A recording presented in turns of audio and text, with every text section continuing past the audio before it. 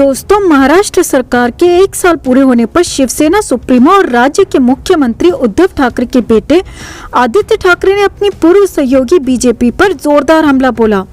दरअसल आदित्य ठाकरे ने एक निजी टीवी चैनल को दिए इंटरव्यू में कहा कि शिवसेना ने कभी भी किसी से दुश्मनी नहीं की है। हमने किसी से कभी भी निजी बदला नहीं लिया है, न ही कभी किसी के परिवार के बारे में या निजी आरोप लगाए हैं। इस समय समीकरण बदले हुए हैं। जहां हमें विश्वास मिला, जहां हमें दोस्ती का एक हाथ मिला, जिसे हम दोस्त समझते थे वो हमें दुश्मन समझने लगा है। शिवसेना नेता ने कहा कि जिसे हम विपक्ष समझते थे वो हमारे साथ दोस्ती में आगे आया और महाराष्ट्र के लिए अच्छा करने लगा। ये एक नया समीकरण बना है, उसे ही हम आगे लेकर जाएंगे, महाराष्ट्र और देश के लिए अच्छा करेंगे। आदित्य ने राज्य सरकार के जल्द गिर जाने के बीजेपी के दावे पर कहा कि विपक्ष के नेता दिन में सपने देख रहे हैं, उन्हें देखने दीजिए।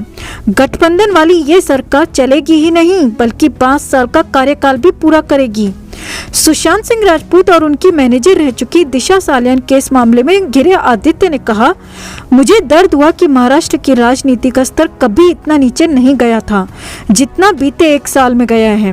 हर विपक्ष सरकार पर कीचड़ उछालने और उसे बदनाम करने की कोशिशें करता है, लेकिन कभी इतनी गंदी राजनीति मैंने जिंदगी में नहीं देखी। न तो महाराष्ट्र सरकार में कभी इतनी गंदी राजनीति देखी और न ही किसी अन्य राज्य में।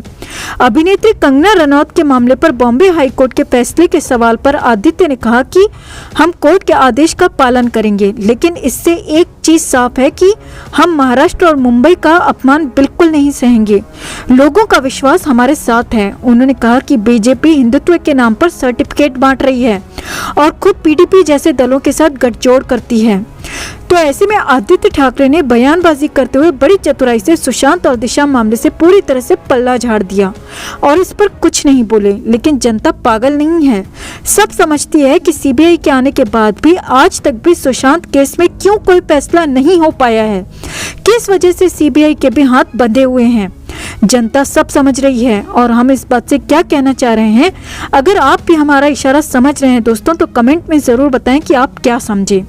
जस्टिस फॉर सुशांत के लिए इस खबर को ज्यादा से ज्यादा लाइक और शेयर करना ना भूलें। हर अपडेट के लिए बने रहें हमारे साथ, क्योंकि आप हैं तो हम हैं।